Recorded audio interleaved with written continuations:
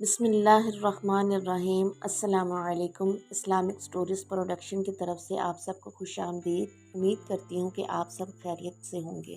کسی نگری میں ایک بادشاہ رہا کرتا تھا جو بڑا ظالم اور عیاش پرست بادشاہ تھا۔ ہر رات ایک کنواری دوشیزہ کے ساتھ رات بتاتا۔ بادشاہ ہونے کے ناطے اسے دنیا کے تمام آسائشیں اور سہولیات میسر تھیں، مگر اس کا دل پھر بھی بے چین رہتا۔ وہ نجومیوں سے مل کر طرح طرح کے حل پوچھتا جس سے اس سکون قلب میسر ہو۔ کوئی اسے بتاتا خوبصورت لڑکیوں کے پہلو میں رہا کرو، کوئی کھیل تماشا دیکھنے کا بولتا، کوئی بولتا بادشاہ سلامت کو شکار پر جانا چاہیے تاکہ بادشاہ سلامت کا دل بہل جائے۔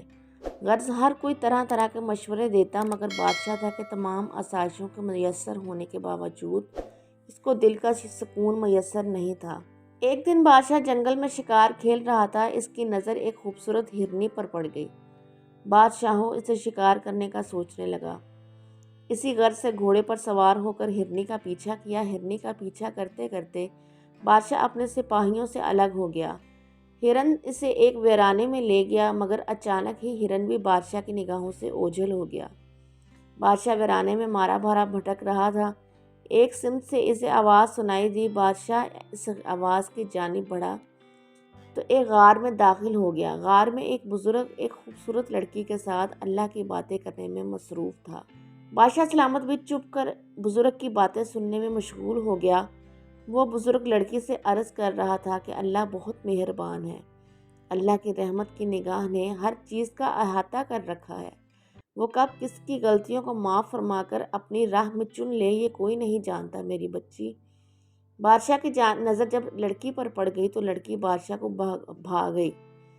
اس نے ارادہ کر لیا کہ وہ لڑکی کو ساتھ لے جائے گا۔ بادشاہ تلوار تانے بزرگ سے بولنے لگا، مجھے لڑکی پسند آ گئی ہے، میں اسے اپنے ساتھ محل لے کر جاؤں گا۔ بزرگ بادشاہ کو سمجھانے کی کوشش کرنے لگا، یہ میری اکلوتی اولاد اور میرے بڑھاپے کا سہارا ہے، تو اسے اپنے ساتھ مت لے کر جا بادشاہ۔ مگر بادشاہ نے بزرگ کی تمام باتوں کو انسنا کر دیا اور لڑکی کو اپنے ساتھ محل لے آیا۔ محل پہنچ کر بادشاہ نے اپنے خادمہ خاص کو حکم دیا کہ اس لڑکی کو تیار کر کے رات بادشاہ کے خلوت خانے میں پیش کیا جائے۔ رات ہوتے ہی لڑکی کو تیار کر کے بادشاہ کے خلوت خانے میں بھیج دیا گیا۔ بادشاہ لڑکی کے پاس آ کر لڑکی کا حسن دے کر عرض کرنے لگا، میں نے آج تک تم جیسی حسین لڑکی نہیں دیکھی، آج تمہیں دیکھنے کے بعد مجھے دلی سکون میسر آ رہا ہے۔ لڑکی بادشاہ کی بات سن کر عرض کرنے لگی، اے بادشاہ سلامت جان کی امان ہو، تو آپ کے حضور کچھ عرض کرنا چاہتی ہوں۔ بادشاہ نے لڑکی کی طرف دیکھ کر بولا، اجازت ہے۔ لڑکی بادشاہ کے حضور ادب سے عرض کرنے لگی، بادشاہ سلامت میں نے عشاء کی نماز کبھی ترک نہیں کی، اور اگر آج آپ کی وجہ سے میری نماز ترک ہو گئی تو اللہ کی نظر میں آپ دوہرے مجرم ٹھہرو گے، کیونکہ آپ خود نماز ادا کر رہے اور نہ مجھے ادا کرنے دو گے، تو اللہ کا عذاب آپ کے مقدر میں دگنا ہو جائے گا۔ لیکن اگر آپ مجھے اجازت دے دو تو ہو سکتا ہے رب آپ کے تمام گناہوں کو معاف فرما کر آپ کو دائمی سکون قلب عطا کر دے۔ بادشاہ نے لڑکی کی یہ بات سنی تو لڑکی سے پوچھا، تم کیا چاہتی ہو؟ لڑکی نے ادب سے عرض کیا، بادشاہ سلامت بادشاہ سلامت اگر آپ کی اجازت ہو میں نماز ادا کر لوں، اس کے بعد آپ مجھ سے جو چاہو گے میں آپ کو دوں گی، میں اپنی مرضی سے خود آپ کو آپ کے سامنے پیش کر دوں گی، آپ کو زبردستی کرنے کی ضرورت پیش نہیں آئے گی۔ بادشاہ نے لڑکی کی پیشکش کو قبول کر لیا اور لڑکی وضو کر کے نماز ادا کرنے لگی۔ بادشاہ بستر پر لیٹ لڑکی کا انتظار کرنے لگا۔ لڑکی نماز ادا کرتے ہوئے رب کے حضور سجدے میں رو رو کر دعا کرنے لگی، اے میرے مالک، جانتا ہے آج تک چھوٹا سا تو دور کی بات مجھے نامحرم نے کبھی ہاتھ تک نہیں لگایا اور دیکھا تک نہیں، جس طرح تو پہلے سے میری حفاظت فرماتا آیا ہے، مجھے ہر بری نگاہ سے محفوظ رکھا ہے، آج بھی مجھے محفوظ رکھ، میرے لیے یہاں سے نکلنے کا بندوبست فرما دے۔ لڑکی دعا میں مشغول تھی کہ بادشاہ کو نیند آ گئی۔ بادشاہ نیند کی آغوش میں جا لیٹا اور لڑکی بادشاہ کی گہری نیند سے سونے کے بعد محل سے روانہ ہو جاتی ہے۔ بادشاہ گہری نیند میں خواب دیکھتا ہے اور وہ اس لڑکی کو خواب میں محل کے اندر کچھ تلاش کرتے دیکھتا ہے۔ بادشاہ لڑکی کو دیکھ کر سوال کرتا ہے کہ تم محل کے اندر کیا تلاش کر رہی ہو؟ لڑکی ادب سے عرض کرتی ہے کہ مجھے میرا ہرن نہیں مل رہا، میں نے بڑے پیار سے اس کی پرورش کی تھی، وہ کہیں گم ہو گیا۔ بادشاہ لڑکی کی بات سن کر غصے سے چلاتا ہے کیا تم پاگل ہو گئی ہو؟ ہرن محل کے اندر کہاں موجود ہے؟ اسے تلاش کرنا ہے تو جنگل میں جا کر تلاش کرو۔ لڑکی بادشاہ کی بات سن کر عرض کرتی ہے کہ اے بادشاہ، اگر ہرن محل کے اندر نہیں مل سکتا تو دلی سکون بھی محل کے اندر رہ کر نہیں مل سکتا۔ سکون چاہیے تو محل سے نکل کر رب کو تلاش کر، اپنے ضمیر کو تلاش کر۔ تیرا ضمیر گم ہو گیا، تیرا ایمان گم ہو گیا ہے۔ یاد رکھ، جس کا ایمان گم ہو جائے اسے رب نہیں ملتا، جسے رب نہ ملے وہ کبھی فلاح اور سکون نہیں پا سکتا۔